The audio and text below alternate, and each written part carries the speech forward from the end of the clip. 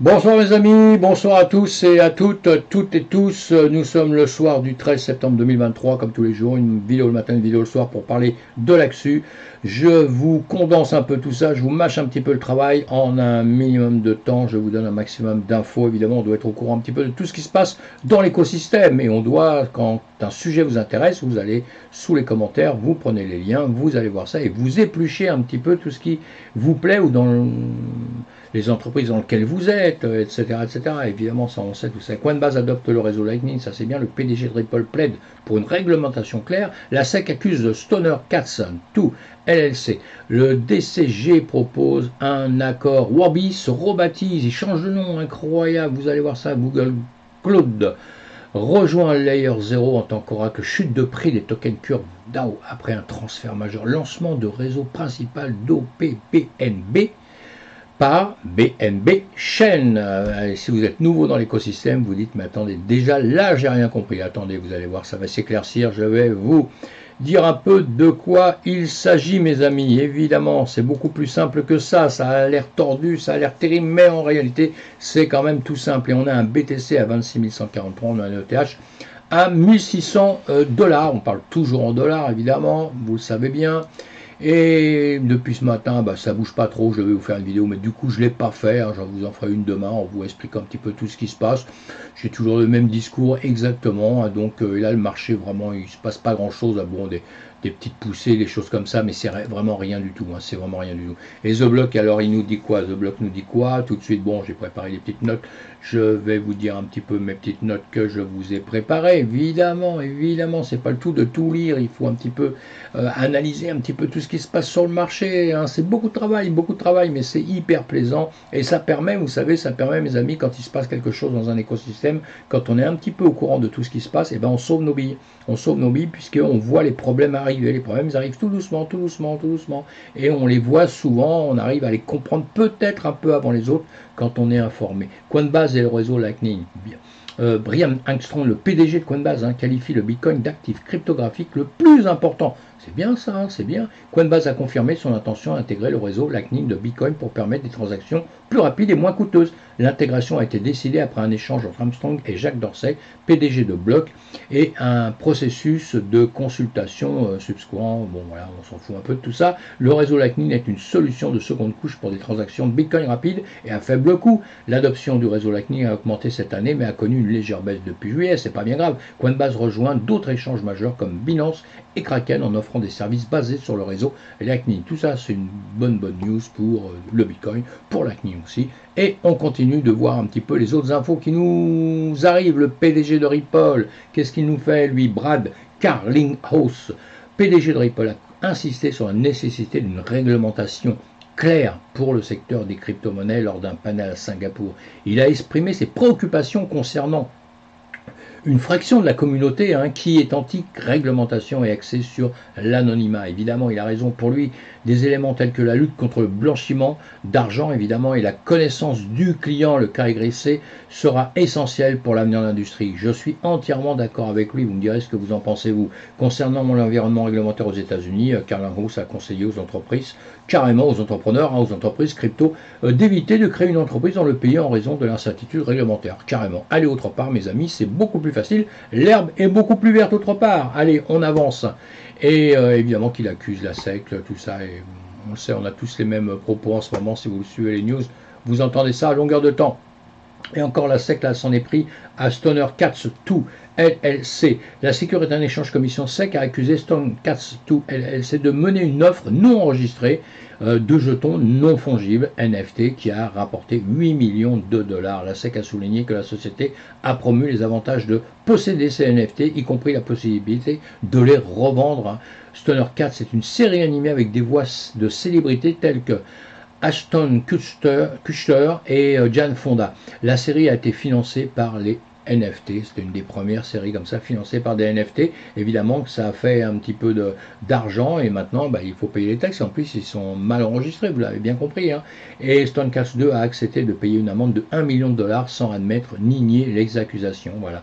Les commissaires de la SEC ont comparé les NFT de Stonecast aux objets de collection Star Wars des années 1970, tout en soulignant en soulignant la nécessité de permettre aux artistes de vendre leurs œuvres tout en respectant la loi sur les valeurs mobilières. Évidemment, il y a des lois, il faut les respecter. C'est pour ça qu'il y en a qui disent allez travailler autre part, ce sera beaucoup plus facile pour vous. Vous avez bien compris l'histoire, hein? Allez, on résume quoi? On va parler de quoi? Digital Currency Group, DCG, le nouveau plan de DCG. Il a proposé un nouvel accord aux créanciers dans le cadre de la faillite de Genesis.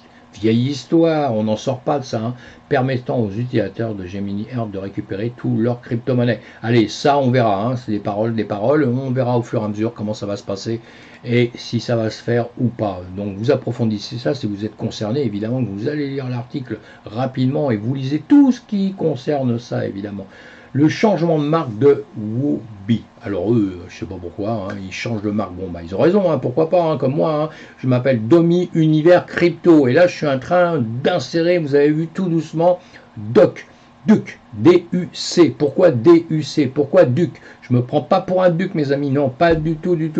Mais DU6, c'est Domi Univers Crypto. Et vous avez compris que c'est beaucoup plus facile à lire et tout. Donc, je garde mon nom, je le dirai tout le temps, Domi Univers Crypto. Mais un peu à droite, à gauche, je marque Doc. Comme ça simplifie les choses pour moi. Huobi, ils ont dû faire pareil, sûrement. Leur seul problème, c'est d'appeler ça HTX. Ça vous fait penser à rien, ça, mes amis? FTX, HTX. Ah là là, ils ne pouvaient pas trouver autre chose. Les mecs, ils ont dû faire Sciences Po aussi. À mon avis, c'est ça. Hein. Ils ont dû faire Sciences Po pour reprendre un nom comme ça. Bon, en tout cas, le HTX, ça veut dire quoi? Il représente Huobi. Il représente le T du symbolisme Tron. Et X représente l'échange, tout en étant aussi le chiffre romain pour 10 en référence à leur 10e année. Voilà, qu'est-ce que vous en pensez de tout ça? Ils ont bien fait ou pas bien fait, en tout cas FTX ça continue, et bientôt la plateforme va de nouveau peut-être exister, ressortir. Vont-ils avoir votre confiance? Vous me direz ce que vous en pensez aussi, hein, parce que voilà, moi j'ai... Quoique, si elle redémarre, cette plateforme FTX, entre nous, elle va être vachement contrôlée, hein, vous inquiétez pas. Hein. Ça va être cadenassé de partout. Hein. Même un oiseau ne pourra pas rentrer dedans ou ne pourra pas se poser sur une branche hein, sans qu'il ait sorti tout son curriculum vitae. Vous voyez ce que je veux dire?